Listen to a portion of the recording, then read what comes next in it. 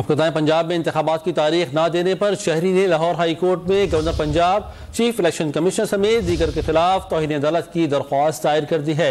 मजीद जानेंगे डॉनिस के नुमाइंदे राना बिलाल से। राना बिलाल, कहिएगा दरख्वास्त में क्या मौक़िफ़ इख्तियार किया गया है?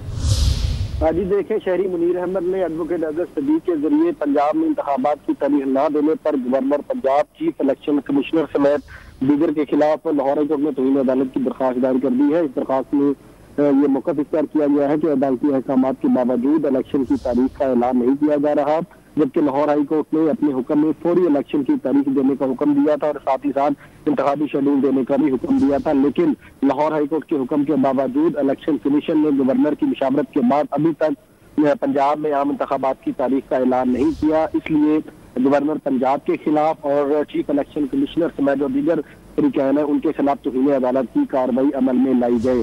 लाहौर हाई कोर्ट ने अपने हुक्म में ये कहा था कि इलेक्शन कमीशन जो है वो गवर्नर से मुशावरत के बाद फौरी तौर पर इलेक्शन की तारीख का ऐलान करे, क्योंकि इलेक्शन 90 रोज में होने के पाबंद है। इसलिए अब इलेक्शन कमीशन की जानिब से हाल इस तारीख का ऐलान नहीं किया गया, जिस पर शहरी मुनीर अहमद ने लाहौर हाई कोर्ट में इलेक्शन कमीशन समेत दीगर के खिलाफ तौहीन अदालत की दरखास्त दायर कर दी। ठीक, बहुत शुक्रिया आपका राना बिलाल तफसील से आगाह करने के लिए।